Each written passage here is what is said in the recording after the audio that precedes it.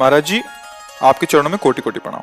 महाराज जी, 14 वर्ष की आयु से कुसंग के कारण गलत क्रिया सब सीखने के कारण लंबे समय तक हस्तमैथुन किया, वह अब बिना इस क्रिया को किए बगैर पेशाब के रास्ते धातु वीर्य निकलता रहता है, जिस कारण जीव हर बच्चा अभ्यास गलत अभ्यास या अच्छा अभ्यास। देखो आप गलत अभ्यास में पड़ गए, इसलिए हम प्राय चीख के इसलिए पढ़ा है, उन्होंने बोला हड्डी सीधी नहीं, जीव का कोई दिनचर्या नहीं, पढ़ाई भी छोड़ दी और आत्महत्या करने का मन होता है, जैसे आप कहते हैं महाराज जी लक्ष्य। जय श्री राधा महाराज जी। महाराज जी, इस बच्चे की मैं माता जी हूँ, उसके पिताजी नहीं है पिछले 4 साल से।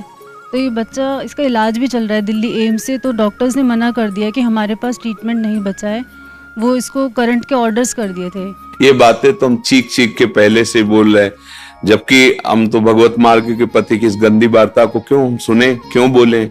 पर हमें लगता है हमारी नई पीढ़ी जो है इस गंदे आचरणों में ऐसे पहुंचती जा रही। आप सच्ची मानिए, यदि आप हस्तमैथुन करेंगे नई अवस्था में, तो ब्याह होने के बाद आप गृहस्थी लायक नहीं रहेंगे, संतान उत्पन्न करने लायक नहीं रहेंगे, आपकी क्षमता नहीं रहेगी।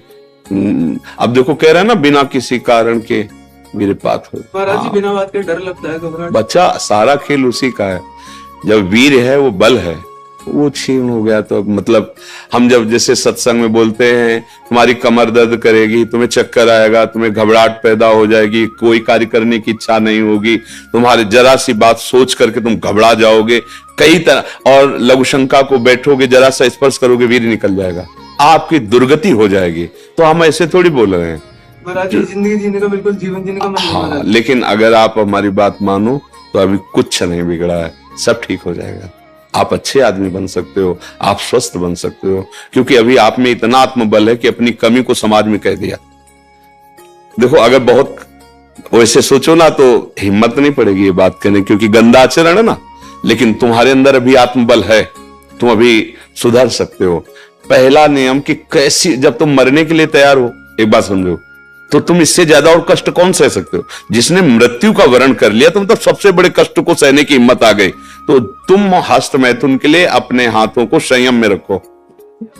दूसरी बात, थोड़ा सा चलना फिरना, व्यायाम, ऐसा कुछ शारीरिक करो जिससे श्रम हो। अगर तुम्हारे शरीर में थोड़ी भी सामर्थ्य है तो सुबह सुबह जैसे ब्रह्म मुहूर्त 4 बजे उठो। इसके साथ अब राधा नाम जप करो, थोड़ा सत्संग सुनने का समय रखो, 20 मिनट 30 मिनट सत्संग सुनो, और उठते बैठते चलते फिरते राधा राधा राधा राधा।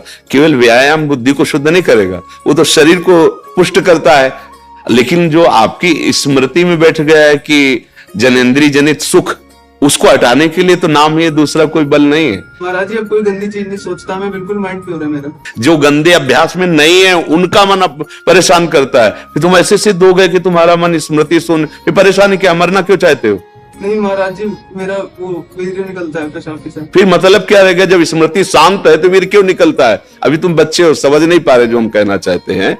कहीं ना कहीं हाँ, कहीं ना कहीं मन हमारा अभी ठीक नहीं है, हमारी स्मृति अभी ठीक नहीं है।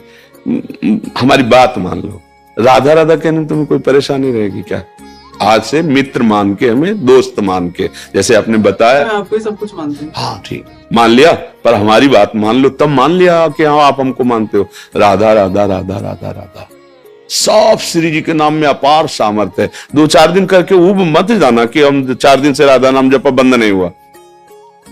बात मान लो, राधा राधा, और थोड़ा डॉक्टर से ऐसे औषधि लो जिससे वीर्य पुष्ट हो। कई प्रकार के ऐसी आयुर्वेदिक औषधियां आती हैं जो वीर्य को पुष्ट करती हैं, और अगर वो थोड़ा वीर्य पुष्ट हो, आप थोड़ा व्यायाम करें नित्य नियम से, और थोड़ी देर सत्संग सुने, नाम जप करें, तो निश्चित परिवर्तन हो जाएगा, निश्चित परिवर्तन हो।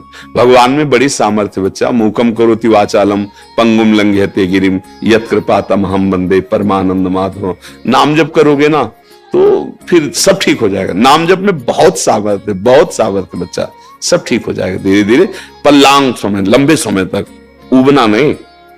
और जब आपको समय मिले तो 2-4 बार आओ, यहाँ का वायुमंडल आपको पवित्र करेगा। ये धाम है संतों का समागम, श्री जी का नाम कीर्तन यश होता है। जब आपको ऐसा लगे ना कि बहुत आप उब रहे हैं, तब फिर चले आइए, ठीक है? नहीं, धन्यवाद की जरूरत क्या, जब दोस्ती है तो धन्यवाद क्या है?